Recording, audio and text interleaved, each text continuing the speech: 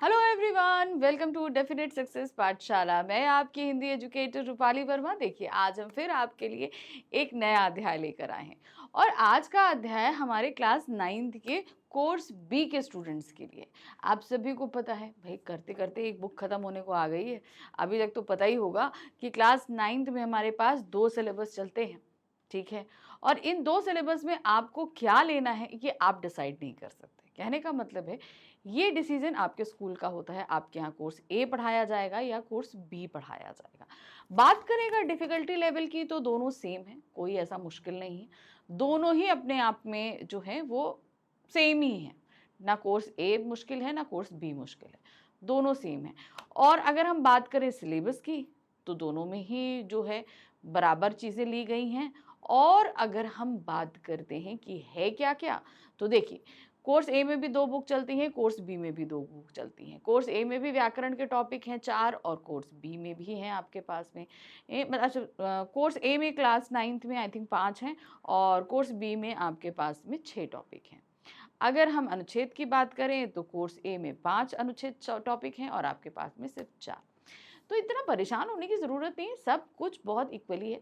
और अगर हम बात करते हैं कि कोर्स ए में जो बुक्स चल रही हैं वो कौन कौन सी हैं, तो वो आपकी है क्षितिज भाग 1 और कृतिका भाग 1। कोर्स बी में हमारी बुक चलती है स्पर्श भाग 1 और संचयन भाग 1। दोनों के भार एकदम बराबर है। तो आपको अगर कोई भी सिलेबस मिल रहा है, कोई मुश्किल नहीं है, आराम से लीजिए। और दोनों चीज़ें मैं पढ़ा रही हूँ जैसा कि मैंने वादा किया। अगर आप में से कोई स्टूडेंट जिस समय देख रहा है तो कोर्स ए का है, तो वो अच्छी तरीके से जानता है कि कोर्स ए की दोनों बुक्स, व्याकरण, लेखन, इवन उनके जो एग्जाम ओरिएंटेड क्वेश्चन सभी कुछ मैं करा चुकी हूँ। तो आप वहाँ पर जाकर सारे वीडियोज़ देख सकते हो। अब अगर हम बात करते हैं कोर्स बी की, तो कोर्स बी का सिलेबस अभी मैंने शुरू किया रिसेंटली और करते ही हमारा जो है एक बुक खत्म होने पर भी आ गई है। तो बस आपको थोड़ा कांस्टेंट बना रहना है और हम तो आपको काम करा ही रहे हैं, पढ़ा ही रहे हैं। वादे के मुताबिक दिसंबर एंड तक आपका मैं पूरा सिलेबस कंप्लीट करा दूंगी, दोनों बुक्स, व्याकरण, लेखन, सब कुछ, ठीक है। अब हमने जब ये सिलेबस शुरू किया तो हमने सबसे पहले अपनी हिंदी की मेन पुस्तक स्पर्श भाग 1 ली। इस स्पर्श भाग 1 बुक में हमारे पास 10 अध्याय हैं और जो 2 खंडों में विभक्त हैं। एक है गद्य खंड और एक है काव्य या पद्य खंड। 5 अध्याय गद्य खंड में है, 5 गद्य काव्य खंड में है। अब इन 5-5 अध्यायों में हमने आपको गद्य खंड के 5 अध्याय करा दिए और काव्य खंड के भी अभी तक 4 अध्याय आपको करा चुकी हूँ। आज इस बुक का 5वां और अंतिम अध्याय आपके सामने लेकर आई हूँ, ठीक है। ये एक कविता है जिसे लिखा है अरुण कंवल जी ने। यहाँ पर 2 कविताएं हैं हमारे सामने। कितनी कविताएं हैं? 2 कविताएं। कौन कौन सी हैं? देखिए, पहला है हमारी नए इलाके में और दूसरी कविता है खुशबू रचते हैं हाथ। चलिए अब इन दोनों कविताओं को थोड़ा सा समझ लेते हैं है क्या।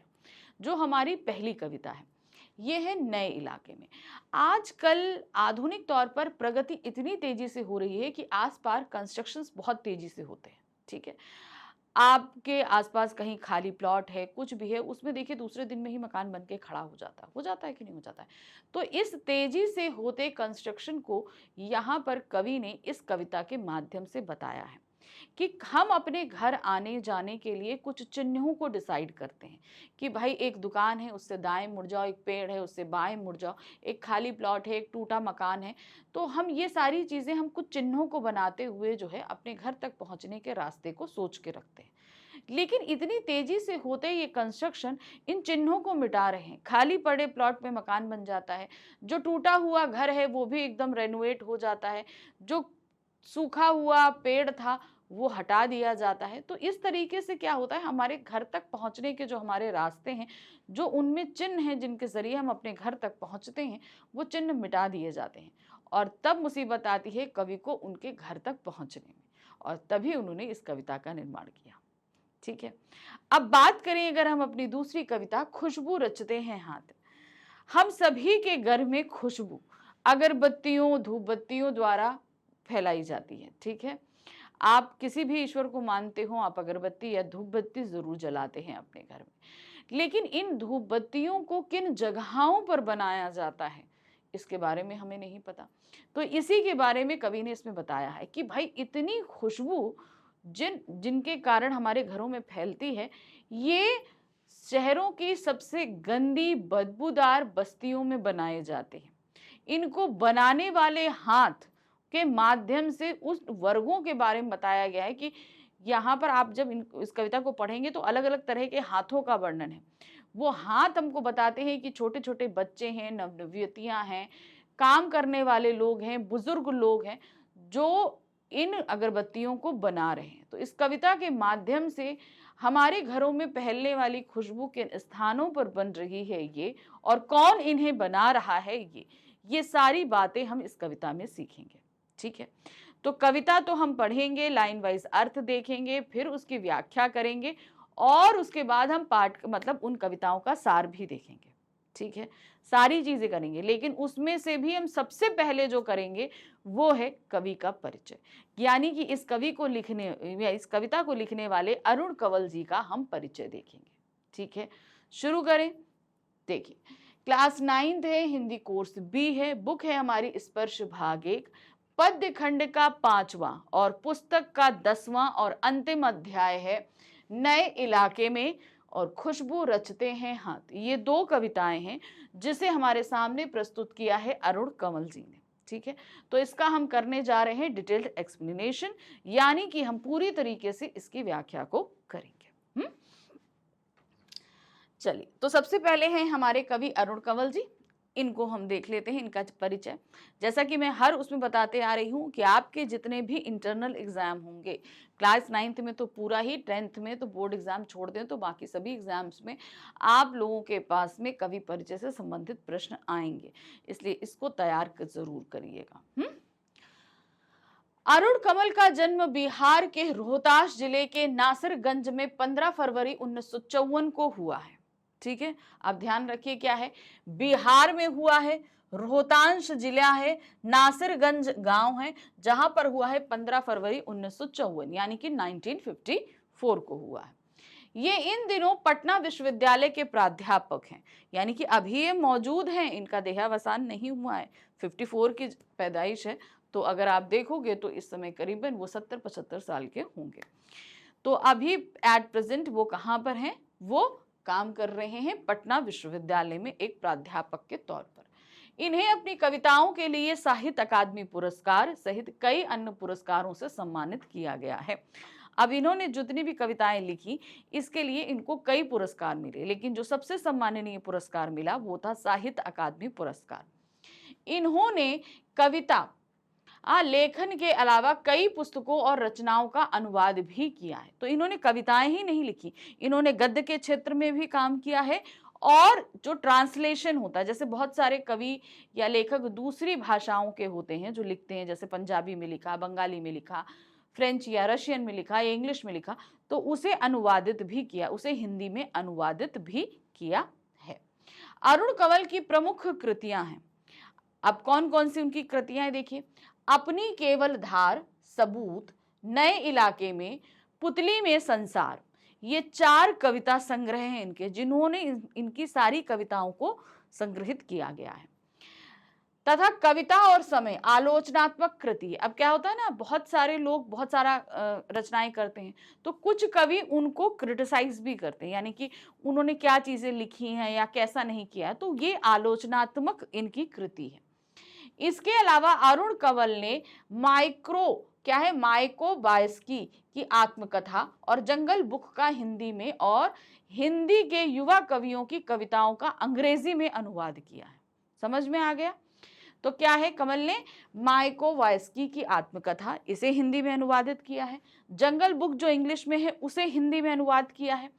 दूसरा, जो यंग जितने पोएट्स हैं, इनकी कविताओं को इंग्लिश में ट्रांसलेट किया है, ठीक है, अंग्रेजी में अनुवाद किया, जो वायसेज नाम से प्रकाशित है। अब जो कवि, जो यंग कवि हैं, उनको जो इंग्लिश में अनुवाद किया उसे वायसेज के नाम से प्रकाशित किया गया है। अरुण कंवल की कविताओं में नए बिंब, बोलचाल की भाषा, खड़ी बोली के अनेक लय छंदों का समावेश है। अब ध्यान रखिएगा, आधुनिक कवि, जो जितने भी आधुनिक जो कवि रहे, जो अभी रिसेंटली रहे आधुनिक युग के, इन लोगों ने खड़ी बोली में ज्यादा लिखना पसंद किया है। और दूसरा, इसमें इन्होंने नए नए तरीके, अब जैसे हमारे आसपास इससे कंस्ट्रक्शन हो रहा है, तो आप सोच सकते हो कि भाई इसमें हम कोई कविता लिख सकते हैं, लेकिन अरुण कंवल ने लिख के दी। तो इनकी सोच नहीं है, उन्होंने उन सारे टॉपिक्स पे कविताओं को तरफ ज्यादा आकृष्ट किया है जो हमारे सोच में भी नहीं आती। इनकी कविताएं जितनी आप बीती हैं उतनी ही जग बीती भी है, यानी कि बहुत सारी कविताओं जो उन्होंने लिखी हैं ये इनके खुद पर भी बीती हैं और आसपास हो रहे लोगों की तकलीफों को देखते हैं, समझते हैं, तो उसको जग बीती भी कहा जा सकता है। इनकी कविताओं में जीवन के विविध क्षेत्रों का चित्रण है। इन विविधता के कारण इनकी भाषा में विविधता के दर्शन होते हैं। ठीक है, अब विविधता मतलब वेरिएशन का मतलब, अब इन्होंने देखिए एक तरफ तो अगरबत्ती के बारे में लिख दिया, दूसरा कंस्ट्रक्शन के बारे में लिख दिया, तीसरा राजनीति के बारे में लिख सकते हैं, कई क्षेत्र है ना, तो मतलब ये नहीं बोला कि भाई प्रेम कविता लिख रहे हैं तो प्रेमी कविता लिख रहे हैं, ऐसा नहीं है। इन्होंने जीवन में अलग अलग चीजों को देखा है, समझा है और उन पर ये कविताएं लिख रहे हैं। ये बड़ी कुशलता और सहजता से जीवन प्रसंगों को कविता में रूपांतरित कर देते हैं। हमारे जीवन में बहुत सारी चीजें होती है, बहुत कुछ होता है, तो इनका इतना अच्छा पकड़ है कविता में कि इनको ये कविता में बड़ी आसानी से पलट देते हैं। ठीक है ना, कि कोई चीज उन्होंने देखी, कुछ भी चीज है, तो उसे क्या तुरंत कविता में परिवर्तित कर देते हैं। इनकी कविता में वर्तमान शोषण मूलक व्यवस्था के खिलाफ आक्रोश, नफरत और उसे उलटकर एक नई मानवीय व्यवस्था का निर्माण करने की आकुलता सर्वत्र दिखाई देती है। तो मतलब कोई भी टॉपिक है उसमें ये चीजों को देखते हैं, घुसते हैं, ये नहीं कि सिर्फ देखा और लिख दिया, उसके बारे में जानेंगे, सारी चीजें करेंगे, शोध करेंगे, उस सारा विश्लेषण करेंगे और फिर उसके बाद उसे कविता में लिखते हैं। तो एक तरीके से जिस भी टॉपिक को ये ले रहे हैं उसके बारे में अच्छी नॉलेज रख रहे हैं और फिर उसको लिखते हैं। प्रस्तुत पाठ की पहली कविता, अब हम देखने जा रहे हैं कि जो दो कविताएं हैं उनमें क्या बताया जा रहा है। प्रस्तुत पाठ की पहली कविता नए इलाके में एक ऐसी दुनिया में प्रवेश का आमंत्रण है जो एक ही दिन में पुरानी पड़ जाती है। यानी कि जो हम आज देख कर गए हैं, अगर हम कल आएंगे तो वहां पर इतना सारा कंस्ट्रक्शन हो चुका है कि जो मेरे स्मृति पटल में जो चीज थी वो धुंधली हो गई, वहां तो कुछ और ही हो गया। यह इस बात का बोध कराती है कि जीवन में कुछ भी स्थायी नहीं है, यानी कि परिवर्तन होते ही रहते हैं, चीजें बदलती ही रहती हैं। इस पल पल बनती बिगड़ती दुनिया में स्मृतियों के भरोसे नहीं जिया जा सकता। अब जाहिर सी बात है, अगर हम किसी चीज की याद अपने दिमाग पर बनाते हैं, अब वहां तो वो चीजें परिवर्तित हो रही हैं, यानी कि वो तो तुरंत बदल जाएंगी ना, पहले जैसी रहेंगी ही नहीं, तो वो क्या हुआ, वो तुरंत बदल जाती है। इस पाठ की दूसरी कविता खुशबू रचते हैं हाथ सामाजिक विषमताओं को बेनकाब करती है। यानी कि समाज में जो एक भेदभाव, ऊंच नीच है कि किस तरीके से एक वर्ग तो बहुत अमीर है, दूसरा जो कामगर वर्ग है वो कितना ज्यादा गरीब है और किन परिस्थितियों में रहने के लिए मजबूर है। तो ये विषमता यानी कि ये जो भेदभाव है ये दिखाई दे रहा है। यह किसकी और कैसी कारस्तानी है जो वर्ग समाज के सौंदर्य की सृष्टि कर रहा है और उसे खुशहाल बना रहा है। वही वर्ग अभाव में, गंदगी में जीवन बसर कर रहा है। लोगों के जीवन में सुगंध बिखेरने वाले हाथ भयावह स्थिति में अपने जीवन बिताने को मजबूर हैं। तो यहाँ पर उस मुसीबत को उन्होंने सामने रखा है कि देखिए, जो हमारे घरों को महका रहे हैं वो खुद कितनी मुश्किल भरी जिंदगियों में अपने जीवन को बिताने के लिए मजबूर हैं, चाहे गंदगी हो, मजबूरी हो, गरीबी हो, चाहे जितना मेहनत हो। तो इस तरीके से वो ऐसी परिस्थितियों में अपने आप का जीवन बिताने के लिए मजबूर हैं जो हमने कभी कल्पना भी ना की हो। क्या विडंबना है कि खुशबू रचने वाले हाथ दूर दराज के सबसे गंदे और बदबूदार इलाकों में जीवन बिता रहे हैं, बहुत गंदी और बदबूदार जगहों पर जीवन बिताने के लिए मजबूर हैं। स्वस्थ समाज के निर्माण में योगदान करने वाले ये लोग इतने उपेक्षित हैं, आखिर कब तक। तो आपको समझ में आ रहा है, कहने को हम लोग बड़ी बात करते हैं, हमें स्वच्छ एनवायरनमेंट चाहिए, सब चाहिए, लेकिन एक हमारे समाज का एक वर्ग ऐसा भी है को वो इतनी गंदगी, इतनी मजबूरी, इतनी फटे हालात में रहने के लिए मजबूर है। तो उसी को यहाँ पर दर्शाने का प्रयत्न अरुण कंवल जी ने किया है। देखिए, अब हमने बताया ना कि यहाँ दो कविताएं हैं, तो सबसे पहले हम देखेंगे पहली कविता, उसको हम लाइन वाइज अर्थ करेंगे, उसकी व्याख्या देखेंगे और उसके सार को देखेंगे, फिर उसके बाद हम दूसरी कविता में पहुंचेंगे। तो पहली हमारी कविता क्या है, देखिए, नए इलाके में। इन नए बसते इलाकों में जहां रोज बन रहे हैं नए नए मकान, मैं अक्सर रास्ता भूल जाता हूं। अब क्या है, कवि जिस इलाके में हमारे रहते हैं, जिस भी मोहल्ले में, जिस भी शहर में, जहां कहीं भी रहते हो, अब क्या हो रहा है कि वहां पर क्या हो रहा है, इन नए बसते इलाकों में, अब चूंकि जहां पर वो रह रहे हैं पहले वहां इतनी पॉपुलेशन नहीं थी, इक्का दुक्का घर थे। अब क्या है, धीरे धीरे लोग वहां आ रहे हैं, तो वहां नए बसना शुरू है। जब हम कोई भी लोग वहां जाकर बसना शुरू करते हैं तो अपने लिए सबसे पहला काम एक आशियाना, एक घर बनाने का करते हैं। तो वही चीज किया।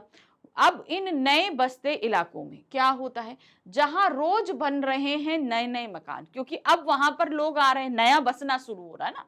अब किसी भी इलाके में अगर लोग रहेंगे तो सबसे क्या होगा, नए नए मकान बनाएंगे।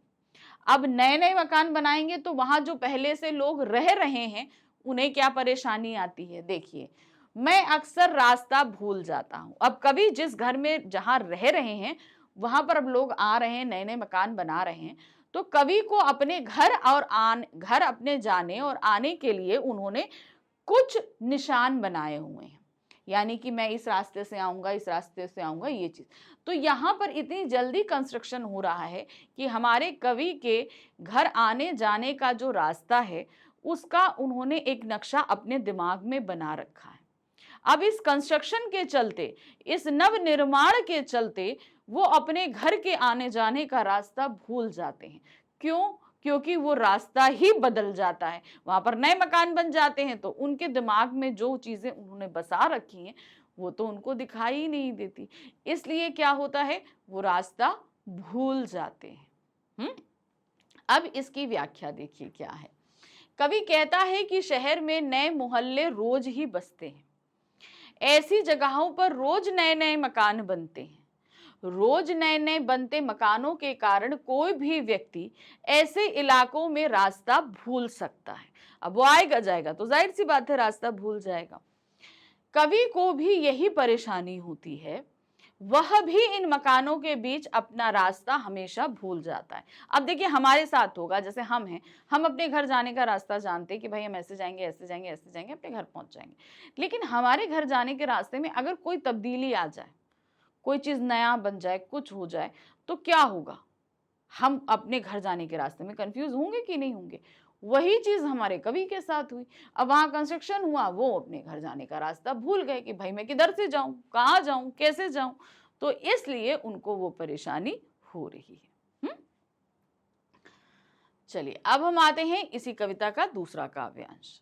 धोखा दे जाते हैं पुराने निशान, खोजता हूं ताकता पीपल का पेड़, खोजता हूं ढया हुआ घर और जमीन का खाली टुकड़ा जहां से बाए मुड़ना था मुझे। फिर 2 मकान बाद बिना रंग वाले लोहे के फाटक का घर था 1 मंजिला। ठीक है, अब उनके घर, अब कवि निकल आए, ठीक है, कवि जो है वो सुबह अपने घर से निकले।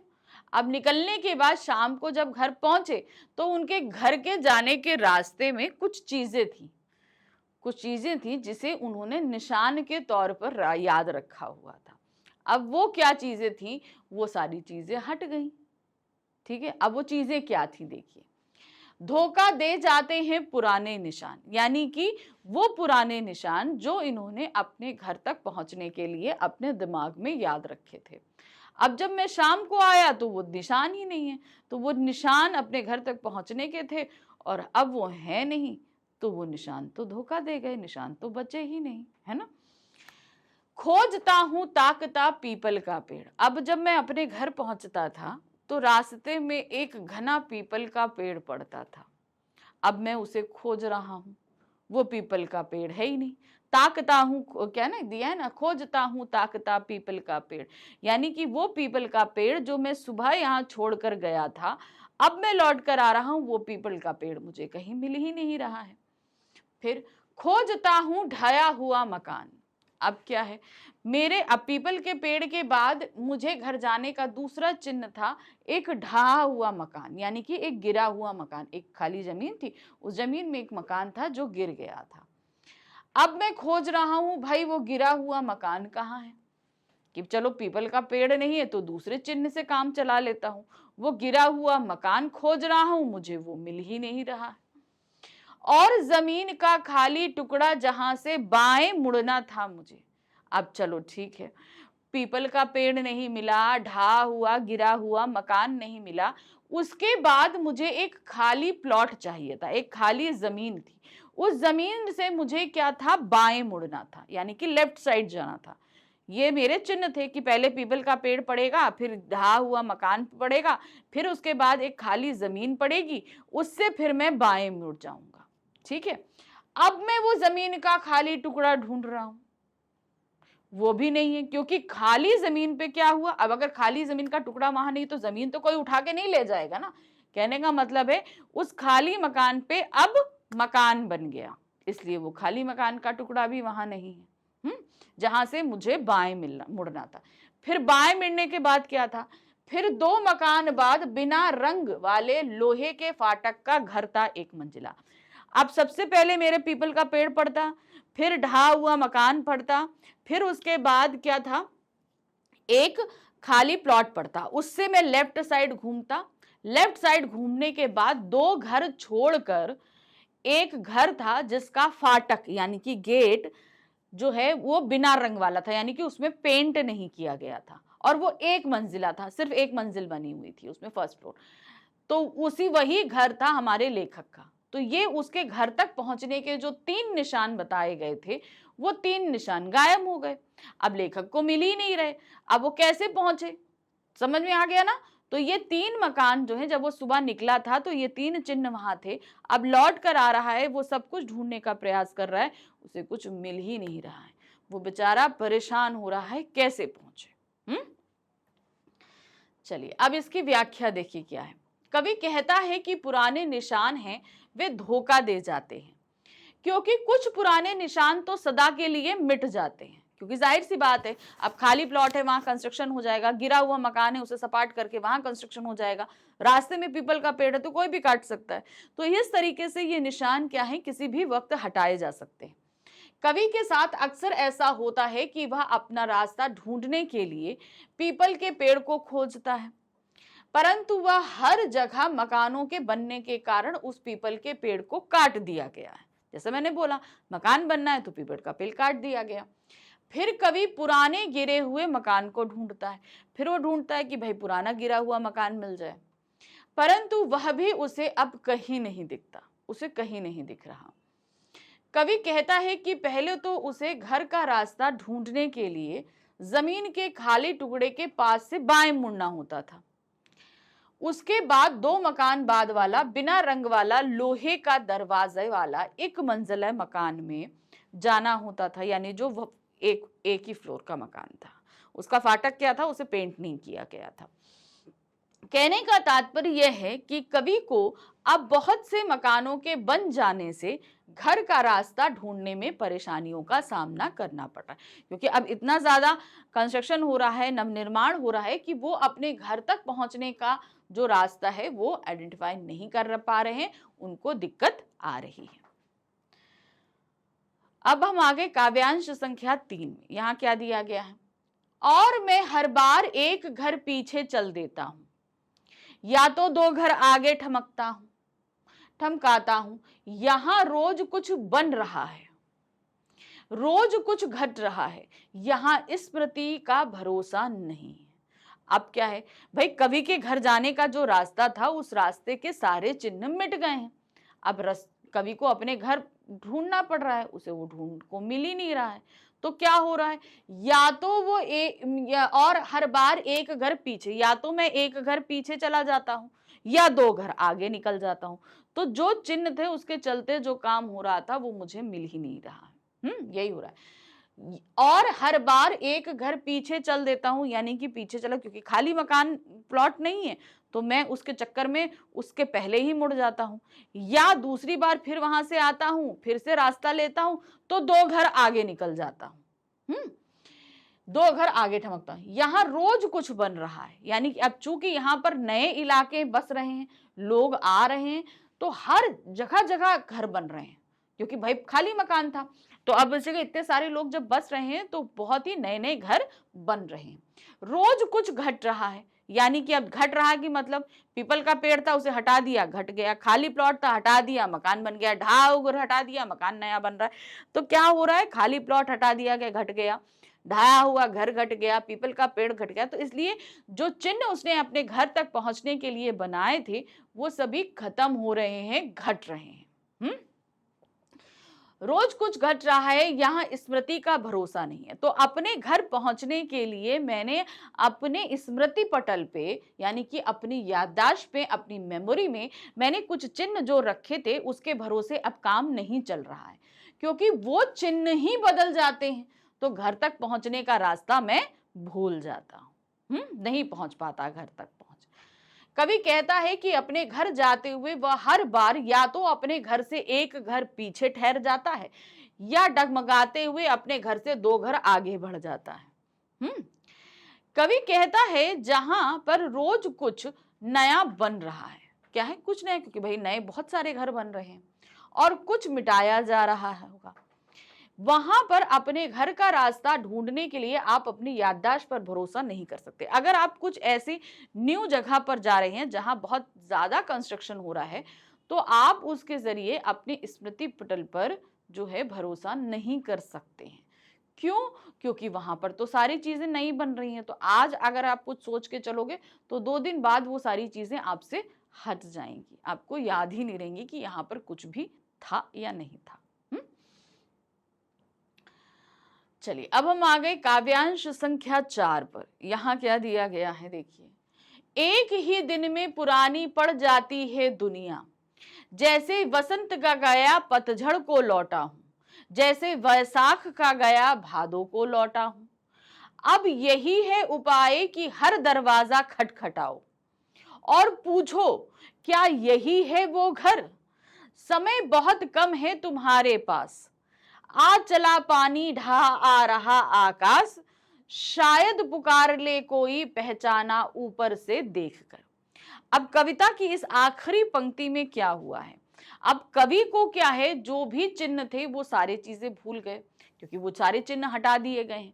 अब भाई घर तो पहुंचना है, अब घर पहुंचने के लिए उन्होंने क्या रास्ता अपनाया वो बताया गया है, और दूसरा जल्द से जल्द घर पहुंचना है, क्योंकि मौसम बहुत तेजी से खराब हो रहा है, इसलिए फटाफट वो घर पहुंचने की जल्दी कर रहे हैं। अब इसको देखिए कैसे पढ़ेंगे। अब पहली लाइन है, एक ही दिन में पुरानी पड़ जाती है दुनिया, क्योंकि अब आप कल गए, आज आए, या सुबह गए या शाम को आ रहे हो, तो मतलब आप अपने दिमाग में जो घर जो रास्ता लेकर गए थे वो तो बदल गया, तो जो पुरानी जो पहले हम जो याद सुबह लेकर गए थे वो तो पुरानी पड़ गई, क्योंकि अब तो वहां नई चीज हो गई। तो एक ही दिन में जितनी आपकी यादें थी, जो एरिया था वो पुराना पड़ गया, वहां पर तो सब कुछ नया हो गया। अब इतनी तेजी से नया हो रहा है, जैसा लग रहा है कि मतलब अब जो काम 1 साल में होना चाहिए वो 1 दिन में हो रहा है। तो इस चीज को बताने के लिए उन्होंने जो है ऋतुओं का सहारा लिया। ऋतु क्या कह रहे हैं देखिए, जैसे बसंत का गया पतझड़ में आया, तो अगर आप जनवरी से शुरू करो तो पहले पतझड़ आता है फिर बसंत आता है, ठीक है, ऐसे समझो। तो अब क्या हुआ, ये क्या कह रहे हैं कि जैसे मैं बसंत को गया था और लौट कर दूसरे दिन पतझड़ को आया, अब मैं कल गया था और आज आया, तो ऐसा लग रहा है कि मैं 1 साल बाद आ रहा हूं, इतना बदलाव हो गया है। समझ में आया? फिर उसके बाद क्या बोल रहे हैं, जैसे बैसाख का गया भादों को लौटा, ठीक है ना, तो भादो पहले आता है, बैसाख बाद में आता, तो बैसाख को गया और दूसरे साल भादो को लौटा। तो इस तरीके से उन्होंने ऋतु और जो मंथ के नाम के हिसाब से ये चीज बताई कि जैसे लग रहा है कि मैं 1 साल बाद लौट रहा हूं, जबकि मैं कल गया था और आज लौट रहा हूं, और यहाँ पर इतना ज्यादा कंस्ट्रक्शन हो गया जैसे लग रहा है कि मैं 1 साल बाद लौटा हूं, यहाँ पर इतनी तेजी से सारी चीजें बदल गई हैं। अब यही उपाय है कि हर दरवाजा खटखटाऊं। अब चूंकि वो घर तो पहुंच नहीं पा रहे हैं, सारे चिन्ह मिट गए, या तो वो 1 घर आगे चले जाते हैं या 2 घर पीछे रुक जाते हैं, वो अपने घर को नहीं ढूंढ पा रहे, तो अब उनके पास एक ही, अब चूंकि नया घर बन रहा है, तो अब आप बोलोगे अपने घर में उनका जो बिना पुता वाला गेट था, यानी जिसमें पेंट नहीं था, उस घर पे पहुंच जाए। भाई वहां पर इतना कंस्ट्रक्शन हो रहा है कि वहां जितने गेट लगे हुए हैं किसी में रंग नहीं होगा, जाहिर सी बात है ना। तो अब वो क्या कह रहे हैं कि अब एक ही जरिया है कि मैं हर एक घर का दरवाजा खटखटाऊं। ठीक है, अब यही उपाय है कि हर दरवाजा खटखटाऊं और पूछूं क्या यही है वो घर, यानी कि भाई पूछूं क्या ये वही घर है जहां मुझे आना था या मेरा घर है, क्योंकि उन्हें उनका घर नहीं मिल रहा। तो अब घर, हर एक घर के दरवाजे को खटखटाकर वो अपने घर पहुंचने के रास्ते को सबसे पूछ रहे हैं। समय बहुत कम है तुम्हारे पास। अब कवि कहते हैं कि भाई मैं अब अपने घर पहुंचने के लिए हर एक घर के दरवाजे को खटखटाने में भी तो टाइम लगेगा, भाई हम खटखटाएंगे, अंदर से आदमी निकलेगा, देखेगा, बताएगा। तो वही कह रहे हैं कि अब तुम्हारे पास समय बहुत कम बचा हुआ है। अब समय कम क्यों बचा है, देखिए क्या कह रहे हैं। चला आ रहा ढा रहा आकाश, यानी कि जल्द से जल्द तुम्हें अपना घर ढूंढना है, क्योंकि आसमान में काले बादल चले आ रहे हैं पूरे आसमान को घेरते हुए, अर्थात बहुत कम समय बचा है, बारिश होने ही वाली है। शायद पुकार ले कोई पहचाना ऊपर से देखकर। अब आखिर में कवि उम्मीद कर रहे हैं, भाई मैं हर एक घर का दरवाजा तो खटखटा ही रहा हूं, लेकिन साथ ही उम्मीद करता हूं कि कोई मेरा जाना पहचाना व्यक्ति, क्योंकि एक मंजिल घर है, तो ऊपर से मुझे देख ले और पुकार ले, भैया यही घर है चले आओ। आखिर में वो ये उम्मीद करते हैं, क्योंकि उनको उनका घर मिल नहीं रहा है। अब देखिए क्या है, अब यहां पर क्या कह रहे हैं, कवि कहता है कि एक ही दिन में सब कुछ इतना बदल जाता है कि एक दिन पहले की दुनिया पुरानी लगने लगती है। ऐसा लगता है जैसे महीनों बाद लौटा हूं, ऐसा लगता है जैसे घर से वसंत ऋतु में बाहर गया था और पतझड़ ऋतु में लौट कर आया हूं। तो ये तो उन्होंने ऋतु के माध्यम से बताया। फिर नेक्स्ट क्या कह रहे हैं, जैसे बैसाख ऋतु में गया और भादों में लौटा हूं। कवि कहते हैं कि अब यही घर ढूंढने का एक उपाय है कि हर दरवाजे को खटखटाकर पूछूं क्या वह सही घर है, यानी कि मैं खटखटाऊं, अंदर से व्यक्ति निकलेगा तो मैं देख लूंगा, अगर मेरे पहचान का नहीं हुआ तो मेरा घर नहीं है, और अगर मेरे पहचान का निकला तो यानी कि वो मेरा घर है। तो इस तरीके से हर एक घर का दरवाजा खटखटाऊं और मैं ये जांचूं कि ये वही घर है जहां मुझे पहुंचना था। कवि कहते हैं उसके पास अपना घर ढूंढने के लिए बहुत कम समय है, क्योंकि अब तो आसमान से बारिश भी आने वाली है, क्योंकि पूरा आसमान जो है अब धीरे धीरे काली घटाओं से घिरता जा रहा है। अब उसके पास समय कम बचा है, बहुत तेज बारिश आने वाली है, और कवि को उम्मीद है कि कोई परिचित उसे देख लेगा और आवाज लगाकर उसे उसके घर ले जाएगा। अब उसे एक यही उम्मीद बची है कि भाई उसका कोई जानने पहचानने वाला उसे देख ले, जान ले, पहचान ले और उसे अपने घर के अंदर बुला ले। अब ये एक उम्मीद वो लास्ट में इस कविता में करते हैं। तो ये कविता यहाँ खत्म हुई। अब हम चलते हैं इसी कविता के सार पर। ठीक है, अब आप बोलोगे कि मैम सार की क्या जरूरत है। देखिए सार बहुत जरूरी है, क्योंकि कभी कभी कविता में पूरा सार पूछ लिया जाता है, सारांश पूछ लिया जाता है, प्रतिपाद्य पूछा जाता है, उद्देश्य पूछा जाता है, संदेश पूछा जाता है। तो इन सभी का आंसर आपको इस पाठ के अंदर मिल जाएगा। ठीक है, इस सार के अंदर मिल जाएगा, इसीलिए मैं हर एक कविता का सार बताते हुए आपको चल रही हूँ। प्रस्तुत पाठ की पहली कविता नए इलाके में कवि ने एक ऐसी दुनिया में प्रवेश करने के आमंत्रण का उल्लेख किया है जो एक ही दिन में पुरानी पड़ जाती है। हमें उस दुनिया में ले जा रहे हैं जो एक दिन में पुरानी पड़ जा रही है। इस कविता के आधार पर कवि इस बात का ज्ञान देना चाहता है कि जीवन में कुछ भी स्थायी नहीं होता, मतलब कोई भी चीज ऐसी नहीं है जो हमेशा के लिए बनी रहे, चीजें बदलती ही रहती हैं। अर्थात कोई भी वस्तु या जीव हमेशा के लिए नहीं रहता। अब चूंकि कंस्ट्रक्शन हो रहा है तो बदल रहा है, प्रकृति भी भाई बदलती रहती है, बहुत सारी चीजें हैं जो बदलती रहती हैं। कवि के साथ अक्सर ऐसा होता है कि वह अपना रास्ता ढूंढने के लिए पीपल के पेड़ को खोजता है, परंतु हर जगह मकानों के बनने के कारण उस पीपल के पेड़ को काट दिया गया है। फिर कवि पुराने गिरे हुए मकान को ढूंढता है, परंतु वह भी उसे अब कहीं नहीं मिल रहा है कि भाई उसने चलो पुराना गिरा हुआ मकान ढूंढ लूं, वो घर पुराना वो गिरा हुआ घर भी नहीं मिल रहा है। कहने का तात्पर्य है कि कवि को अब बहुत से मकानों के बन जाने से घर का रास्ता ढूंढने में परेशानी का सामना करना पड़ रहा है। कवि कहता है जहां पर रोज कुछ नया बन रहा हो और कुछ मिटाया जा रहा हो, वहां पर अपने घर का रास्ता ढूंढने के लिए आप अपनी याददाश्त पर भरोसा नहीं कर सकते। जाहिर सी बात है, हमारी याददाश्त तो वो होगी जो चीज हमने पहले देखी होगी, और जब हम लौट के आएंगे तो वो चीज तो हमारे याददाश्त से मिट चुकी होगी। कवि कहता है एक ही दिन में सब कुछ इतना बदल दिया जाता है कि एक दिन पहले की दुनिया पुरानी लगने लगती है। ऐसा लगता है जैसे महीनों बाद लौटा हूं। कवि कहता है कि अब सही घर ढूंढने का एक ही उपाय है कि हर दरवाजे को खटखटाकर पूछा जाए, क्या ये मेरा घर है? तो कहने का मतलब एक दिन में ये जो दुनिया बदल रही है उससे हमारे कवि अपने घर तक नहीं पहुंच पा रहे। तो ये तो थी हमारी पहली कविता, हमने देखी, समझी, और आई थिंक आपको भी समझ, इतनी कोई मुश्किल कविता नहीं थी, बहुत आसान कविता थी, बस आपको उसके आसपास की चीजों को समझने की जरूरत थी। अब ये ऐसी घटना थी जो हमने वाकई अपने आसपास होते देखी हो सकता है कभी आपके साथ भी घटित हुई हो। अब चलते हैं हम अपनी दूसरी कविता में, खुशबू रचते हैं हाथ। ठीक है, अब कविता पढ़ते हैं और देखते हैं क्या दिया है। कई गलियों के बीच, कई नालों के पार, कूड़े करकट के ढेरों के बाद, बदबू से फटते जाते इस टोले के अंदर, खुशबू रचते हैं हाथ, खुशबू रचते हैं हाथ। अब आप लोगों ने देखा कि हमारे घर में जो ये अगरबत्तियां बनती हैं, जो धूप बत्ती हैं, अक्सर हम पूजा अर्चना के बाद इनको जलाते हैं, जिससे पूरा घर हमारा सुगंध से महक उठता है। तो कवि का मन हुआ कि भाई ये अगरबत्तियां जहां बन रही हैं उन जगहों को देखना चाहिए, कहाँ बनती हैं ये। तो कवि चल दिए उस जगह को देखने। तो क्या पाया उन्होंने, देखिए, कई गलियों के बीच, अब एक गली से दूसरी गली, एक गली से दूसरी गली निकलते हुए चले जा रहे हैं।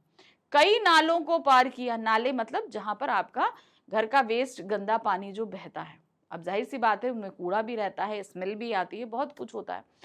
तो उन्होंने जब वहां पहुंचने की कोशिश करी तो उन्होंने देखा कि उन्हें बहुत पतली पतली गलियों के बीच से गुजरना पड़ा, बहुत कई सारे नालों को पार करना पड़ा। क्या हुआ, कई सारे नालों को पार करना पड़ा, कूड़े करकट के ढेरों के बाद। अब जब नालों को पार किया, उन गलियों में जा रहे थे, बहुत बड़े बड़े कूड़े और करकट के ढेर लगे हुए थे, यानी कि एक्चुअल वो जिन बस्तियों से गुजर रहे थे वो बहुत ही गंदी थी। कूड़े के बड़े बड़े ढेर लगे हुए थे, बदबू से फटते जाते इस टोले के अंदर। अब जहां पतली पतली गलियां हैं, जहां कूड़े करकट के ढेर लगे हैं, कई सारे नाले बहते हैं, तो आसपास इतनी ज्यादा बदबू होगी, क्योंकि ये सभी बदबू देने वाली चीज है। तो ये पूरा टोला, यानी कि जहां पर से कवि जा रहे थे, उस जगह पर जहां अगरबत्ती बनती है, वहां पर इतना गंदगी है कि उसके जरिए पूरे वातावरण में जो है बहुत ही गंदी स्मेल फैली हुई है। तो ऐसी जगहों पर खुशबू रचते हैं हाथ, खुशबू रचते हैं। ऐसी गंदी जगहों पर रहते हैं वो लोग जो हमारे घरों के लिए इतनी खुशबूदार, महकदार अगरबत्तियों को बनाते हैं। तो इस पहले काव्यांश में उस जगह के बारे में बताया गया है जो लोग इन बस्तियों में रहकर अगरबत्ती बनाते हैं। ठीक है, तो बेसिकली ये बस्तियां बहुत ही गंदी हैं, गंदगी भी है, बदबू भी है, सब कुछ है। मतलब वहां का वातावरण जो है, अगर हम लोग जाएं तो वहां हम लोग एक सेकंड नहीं ठहर सकते, और वहां पर ये लोग रहते हैं। अब इसकी व्याख्या देखिए क्या है। कवि कहता है कि अगरबत्ती का इस्तेमाल लगभग हर व्यक्ति करता है, सभी लोग करते हैं कि नहीं करते। अगरबत्ती हालांकि पूजा पाठ में इस्तेमाल होती है, लेकिन इनकी खुशबू ही शायद वह वजह होती है कि लोग इसे प्रतिदिन इस्तेमाल करते हैं। ठीक है, क्योंकि इसकी स्मेल बहुत अच्छी है, हम लोग अपने घरों में जलाना पसंद करते हैं। इस कविता में कवि ने उन खुशबूदार अगरबत्ती बनाने वालों के लिए बताया है जो खुशबू से कोसों दूर है। हमारे लिए बना तो वो खुशबू रहे हैं, लेकिन जिन जगहों पर रह रहे हैं वह 1% की खुशबू नहीं है, इतनी गंदगी है, इतनी बदबू है। ऐसा कवि ने इसलिए कहा है क्योंकि अगरबत्ती का कारखाना अक्सर किसी तंग गली में, घरों और सड़कों के किनारे गंदे पानी के बहाव के लिए बनाए गए रास्ते के पार और बदबूदार कूड़े के ढेर के समीप होता है। ऐसे स्थानों पर कई कारीगर अपने हाथों से अगरबत्ती को बनाते हैं। अब ये देखिए क्या है, अगरबत्ती एक उद्योग धंधा है। क्या इसको बोलते हैं, उद्योग धंधा। ठीक है, अब ये उद्योग धंधे छोटे छोटे घरों में भी लगाए जा सकते हैं। अब कहते हैं ना कि भाई आपको जीविका करनी है तो छोटे छोटे घरों में, यहाँ पर बांस चाहिए, थोड़ा मटेरियल चाहिए और उसको आपको असेंबल करना है, बन जाते हैं।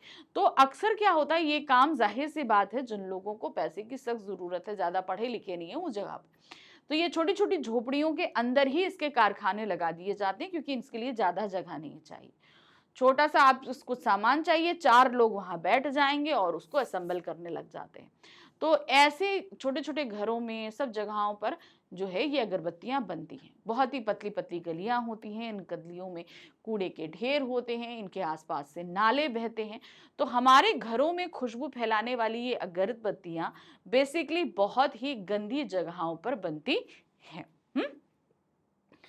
दूसरा काव्यांश देखिए क्या है, उभरी नसों वाले हाथ, घिसे नाखूनों वाले हाथ, पीपल के पत्ते से नए नए हाथ, जूही की डाल से खुशबूदार हाथ, गंदे कटे फिटे हाथ, जख्म से फटे हाथ, खुशबू रचते हैं हाथ, खुशबू रचते हैं। अब हमने देख लिया ये चीज कि जहां पर ये अगरबत्तियां बनाई जा रही हैं वो स्थान बहुत ही गंदे हैं, बहुत ही तंग गलियां हैं, गंदगी है, सब कुछ है। अब बारी हम उनके बारे में बात करने जा रहे हैं जो इन अगरबत्तियों को बनाने का काम कर रहे हैं। इन हाथों के माध्यम से उन लोगों के बारे में जानेंगे। ठीक है, क्या दिया गया है, उभरी नसों वाले हाथ। अब ये जो हाथ है इनमें नसें कब उभरती हैं? आप अब किसी बुजुर्ग व्यक्ति को देखो तो उसके हाथों की नसें जो हैं वो उभरने लगेंगी। तो ये जो अगरबत्ती बना रहे हैं उनमें कुछ बुजुर्ग हैं। तो उभरी नसों वाले हाथ का मतलब क्या है, इन अगरबत्ती को बनाने वाले बुजुर्ग भी हैं, बूढ़े लोग भी हैं। घिसे नाखूनों वाले हाथ, अब किनके नाखून घिस जाते हैं आप बताओ? जो जाहिर सी बात है घरों घरों में काम करते हैं, बहुत ऐसा काम करते हैं जिनका हाथ की मेहनत ज्यादा हो। ठीक है, जैसे बर्तन मांजना है, कपड़े धोना है, या मोची का काम हो रहा है, कुछ है, तो ऐसे लोग जो बहुत कड़ी मेहनत करते हैं, हमारे घर में हाउस होल्ड वर्क करते हैं, ऐसे लोग भी इन अगरबत्तियों को बना रहे हैं। तो घिसे नाखूनों वाले हाथ का मतलब क्या हो गया, जो बहुत ही ज्यादा मजदूरी का काम कर रहे हैं, वो लोग भी पार्ट टाइम में इन अगरबत्तियों को बनाते हैं। फिर आते हैं पीपल के पत्ते से नए नए हाथ। पीपल का पत्ता देखा है ना, बहुत ही प्यारा सा कोमल सा होता है। अब ऐसे हाथ भी अगरबत्ती बना रहे हैं। तो पीपल के पत्ते से हाथ का मतलब छोटे छोटे बच्चे भी इन अगरबत्तियों को बनाने के काम में लगे हुए हैं। तो छोटे छोटे हाथ हैं, तो ये इनके इसके माध्यम से क्या बताया कि छोटे छोटे बच्चों के हाथ, जो हाथ भी हैं वो भी इन अगरबत्तियों को बनाने में जुटे हैं। फिर आते हैं जूही की डाल से खुशबूदार हाथ। वो हाथ जिनसे खुशबू निकलती है, यानी कि नव युवतियां, यानी कि वो लड़कियां जो अभी अभी जवान हुई हैं, जिनके अंदर सौंदर्य फूट रहा है, वो लड़कियां भी इन अगरबत्तियों को बनाने का काम करती है। फिर आते हैं गंदे कटे फिटे हाथ। वो लोग जो बेसिकली औजारों से काम करते हैं, उनके हाथ अक्सर कट जाते हैं, गंदे हो जाते हैं। जैसे फैक्ट्रीज में आप लोग देखते हैं ना, फैक्ट्री में लोग काम करते हैं तो मशीनों में ग्रीस के चक्कर में या मशीनों में कहीं हाथ लग गया, कट गए, तो वो इन फैक्ट्रियों में काम करने वाले लोग भी पार्ट टाइम में आकर इन अगरबत्तियों को बनाने का काम करते हैं। फिर आते हैं जख्म से फटे हुए हाथ। बहुत सारे लोगों को कुछ काम ऐसे करते हैं जिनसे जख्म लग जाता है। जख्म, अब कटे फिटे हाथ मतलब होता है छोटे छोटे कट लगना, लेकिन जख्म का मतलब होता है कभी एकदम से बहुत सारा चोट लग जाना। तो बेसिकली ये काम कौन लोग करेंगे? जो लोग ऐसा काम कर रहे हो जिसमें आपको मेहनत ज्यादा लगेगी। ठीक है, तो ऐसे हाथ जिनमें बड़े बड़े जख्म हो जाते हैं, वो हाथ भी इन अगरबत्तियों को बनाने के काम में लगे। तो एक तरीके से ये बताया जा रहा है कि अगर चोट भी लग जाती है तो भी मजबूरी है कि आपको ये अगरबत्तियां बनानी है, क्योंकि आप बहुत गरीब हैं, आप अगर काम नहीं करेंगे तो आपको पैसा नहीं मिलेगा। तो इसके माध्यम से ये भी बताने की कोशिश करी गई है कि भाई आप चाहे जितने बीमार हो, जितने चोटिल हो, आपको अगरबत्तियां बनानी पड़ती हैं क्योंकि आपको पेट भरना है। खुशबू रचते हैं हाथ, खुशबू रचते हैं। तो ये इन सभी तरीके के हाथ, चाहे बुजुर्ग हों, चाहे घर पे काम करने वाले लोग हों, फैक्ट्रियों में काम करने वाले लोग हों, छोटे बच्चे हों, स्त्रियां हों, लड़कियां हों, जो कोई भी हो, ये सभी लोग अपने दिन भर के काम के बाद इस काम को करने के लिए मजबूर हैं, क्योंकि भाई जो काम वो कर रहे हैं उससे उनका इतना भरण पोषण नहीं हो पा रहा कि इस काम को भी करते हैं वो और अपने भरण पोषण के लिए कुछ अर्निंग करते हैं। तो इसमें दो चीजें बताई कि भाई जो ये अगरबत्तियां बना रहे हैं वो कौन कौन लोग हैं, दूसरा उनकी गरीबी और उनकी मजबूरी को भी बताया गया है कि वो बेचारे मजबूर हैं हर कंडीशन में काम करने के लिए। वो थके हैं, हाथ में चोट है, लेकिन तब भी वो अगरबत्ती बनाने के लिए मजबूर हैं। व्याख्या देखिए, कवि कहता है कि अगरबत्ती बनाने वाले कारीगरों के हाथ तरह तरह के होते हैं। किसी के हाथों में उभरी हुई नसें होती हैं, किसी के हाथों में नाखून घिसे हुए होते हैं। कुछ बच्चे भी काम करते हैं जिनके हाथ पीपल के नए पत्तों की तरह कोमल होते हैं। कुछ कम उम्र की लड़कियां भी होती हैं जिनके हाथ जूही की फूल की डाल की तरह खुशबूदार होते हैं। कुछ कारीगरों के हाथ गंदे, कटे फिटे और चोट के कारण फटे हुए होते हैं। कवि कहता है कि दूसरों के लिए खुशबू बनाने वाले खुद न जाने कितनी और कैसी तकलीफों का सामना करते हैं। मतलब वो अलग अलग कार्य क्षेत्र में हैं, वो अलग अलग तरीके से काम कर रहे हैं, उनको चोट लग रही है, लेकिन तब भी मजबूर हैं वो काम करने के लिए। क्यों? क्योंकि भाई उनको तो काम करना ही करना है। तो उनकी गरीबी, उनकी आर्थिक दशा, उनकी शारीरिक दशा और वर्ग सभी कुछ यहाँ पर दर्शा दिया गया है। तीसरा और आखिरी काव्यांश है, क्या दिया गया है? यही इस गली में बनती हैं मुल्क की मशहूर अगरबत्तियां, इन्हीं गंदे मोहल्लों के गंदे लोग बनाते हैं केवड़ा, गुलाब, खस और रातरानी अगरबत्तियां। दुनिया की सारी गंदगी के बीच दुनिया की सारी खुशबू रचते रहते हैं हाथ, खुशबू रचते हैं हाथ, खुशबू रचते हैं हाथ। अब उन्होंने देखिए पहले काव्यांश में उस जगह को बताया जहां पर ये अगरबत्तियां बन रही हैं, दूसरे काव्यांश में उन्होंने बताया कौन लोग इन अगरबत्तियों को बना रहे हैं। अब किस तरह की अगरबत्तियां बन रही हैं वो देखिए, क्या दिया है? यही इस गली में बनती हैं मुल्क की मशहूर अगरबत्तियां। अब कह रहे हैं इन्हीं गंदी गलियों के बीच यही लोग मुल्क यानी कि देश की सबसे खुशबूदार अगरबत्तियां बनाते हैं। इतनी बदबूदार, इतनी गंदी जगहों पर ऐसे हाथों में से क्या बनती हैं? इस पूरे देश की सबसे खुशबूदार अगरबत्तियां। अब ये खुशबू क्या है? इन्हीं गंदे मोहल्ले के गंदे लोग बनाते हैं। ये गंदे गंदे मोहल्ले हैं जहां पर ना सफाई है ना कुछ है, और ऐसे ही गंदे लोग हैं, कपड़े, रहन सहन सब कुछ उनका गंदा है, लेकिन ये लोग बना रहे हैं क्या? केवड़ा, गुलाब, खस और रातरानी की अगरबत्तियां, यानी कि अलग अलग खुशबू वाली अगरबत्तियों को वो बना रहे हैं। दुनिया की सारी गंदगी के बीच दुनिया की सारी खुशबू, यानी कि इतनी गंदी जगहों पर, दुनिया भर की गंदगी है जहां पर, वहां पर दुनिया की सबसे खुशबूदार चीज बन रही है। यानी कि निगेटिव सिचुएशन में भी आप पॉजिटिविटी देख रहे हो कि इतना निगेटिविटी है, इतनी गंदगी है, उसके बावजूद वहां पर सबसे खुशबूदार चीज वहां बन रही है। खुशबू रचते हैं हाथ, खुशबू रचते हैं हाथ, यानी कि इतनी गंदी जगहों पर भी सबसे ज्यादा खुशबू वाली जो अगरबत्तियां हैं उनको यहाँ पर हाथों द्वारा रचा जाता है। अब इसकी व्याख्या देखिए क्या है। कवि कहता है कि इसी तंग गली में पूरे देश की प्रसिद्ध अगरबत्तियां बनती हैं। उस गंदे मोहल्ले के गंदे लोग यानी कि गरीब लोग ही केवड़ा, गुलाब, खस और रात रानी की खुशबू वाली अगरबत्तियां बनाते हैं। यह एक विडंबना ही है कि दुनिया की सारी खुशबू उन गलियों में बनती है जहां दुनिया भर की गंदगी साफ दिखाई देती है। मतलब इतनी गंदगी है, साफ हमें दिख रही है, कूड़े के ढेर, गंदे गंदे नाले, गंदे गंदे लोग, गंदे गंदे हाथ, और तब भी ये सारी गंदगी, भाई गंदगी का बदबू का अपोजिट क्या होता है? खुशबू।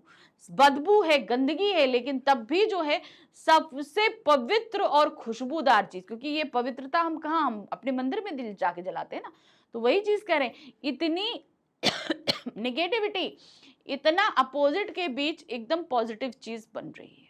तो जहां तक यहाँ पर अगरबत्तियों के माध्यम से उन्होंने एक चीज हमें और संदेश दी है कि भाई हमारे जीवन में आसपास बहुत सारी निगेटिविटी होती है, बहुत कुछ होता है, लेकिन अपने माइंड को हमेशा पीस करके और पॉजिटिवली सोचकर चलना चाहिए। तो आप देखिए सारी इतनी गंदगी के बीच भी खुशबू चीज है, यानी कि इतनी निगेटिविटी के बीच में इतनी पॉजिटिव चीज आपको साफ दिखाई दे रही है ना।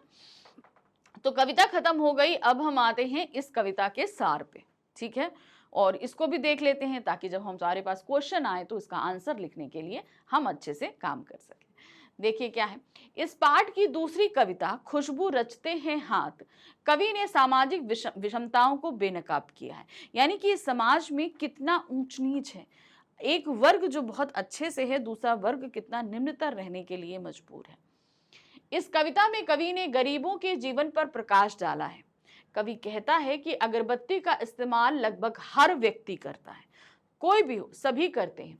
इस कविता में कवि ने उन खुशबूदार अगरबत्ती बनाने वालों के बारे में बताया है जो खुशबू से कोसों दूर हैं। वो हमारे लिए वो चीज बना रहे हैं जो उनके जीवन में है ही नहीं। ऐसा कवि ने इसलिए कहा है क्योंकि अगरबत्ती का कारखाना अक्सर किसी तंग गली में, घरों और सड़कों के किनारे गंदे पानी के बहाव के लिए बनाया गए रास्ते के पार और बदबूदार कूड़े ढेर के समीप होता है, क्योंकि वो जो बना रहे हैं वो ऐसी ही जगहों पर रह रहे हैं। कवि कहता है अगरबत्ती बनाने वाले कारीगरों के हाथ तरह तरह के होते हैं। तरह तरह के होने का मतलब क्या है, इतने तरह के लोग इन अगरबत्तियों को बना रहे हैं। अब एक कारीगर बनाएगा, उसके तरह तरह के हाथ थोड़ी ना होंगे।